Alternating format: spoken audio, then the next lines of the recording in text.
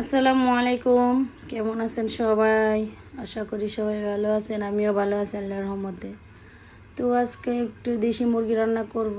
তো প্রথমে আমার স্বাদের কড়াইতে বা আমার শখের কড়াইতে তেলটা গরম করার পর আমি পেঁয়াজ কুচি দিয়ে দিলাম। পেঁয়াজ কুচি দেওয়ার পর আমার বাটা মশলাগুলো দিয়ে নাড়াচাড়া করে ভেজে নেব, যাতে মশলার কাঁচা গন্ধটা না থাকে।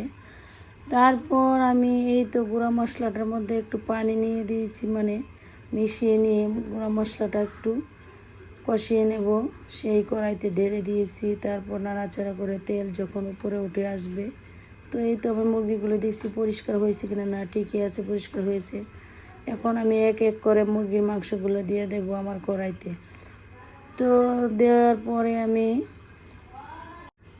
এক এক করে আমি মাংসগুলো দিয়ে দিচ্ছি। তারপর মাংসগুলো একসাথে আমি নাড়াচাড়া করে মশলার সাথে মিশিয়ে নেব। আর মশলার সাথে যতক্ষণ ভালোভাবে মিশাবে ততক্ষণই ভালো লাগবে। আর এভাবে রান্না করলে স্বাদটা অনেক বেড়ে যায়। তো এই তো আমার এখনও মাংস দেওয়া হয়নি। তো আস্তে আস্তে আমি মাংসগুলো দিয়েছি।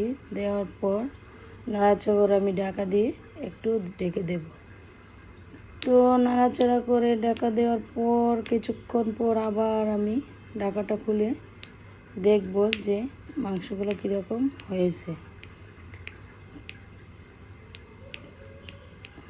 তো এভাবে নাড়াচাড়া করবেন, বেশি বেশি মাংসের মধ্যে নাড়াচাড়া করে এভাবে মশলা তেল সব কিছুর সাথে একসাথে মিশিয়ে নেবেন। আর এভাবে মিশিয়ে নিলে আমার মনে হয় মানে মশলার সাথে মাংসটা একবারে মিশে একাকার হয়ে যায়। তো কিছুক্ষণ জাল করার পর দেখেন আবার তেলটা উপরে ভেসে উঠেছে। তো এখন কষানো হয়ে গেছে, এখন জল দেওয়ার পালা। তো দেশি মুরগি বেশি বয়স হয় নাই, তো আমি পরিমাণ মতো জল দিয়ে দিছি। জল দেওয়ার পর কিছুক্ষণ আবার জাল করে নেব। তো এই তো জাল করার এক পর্যায়ে দেখেন কি কালার হয়েছে।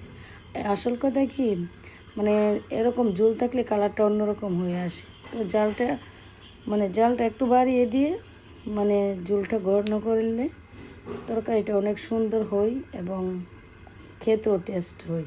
তো আমি তো দেশি মুরগির মাংস এভাবে রান্না করি প্রায় সব সময়, আপনারা দেখেন। তো আমার কাছে তো রান্নাটা অনেক ভালো লেগেছে এবং খাবারটা নাকি অনেক স্বাদ হয়েছে। আপনাদের কাছে কেমন লাগলো? আল্লাহ হাফেজ।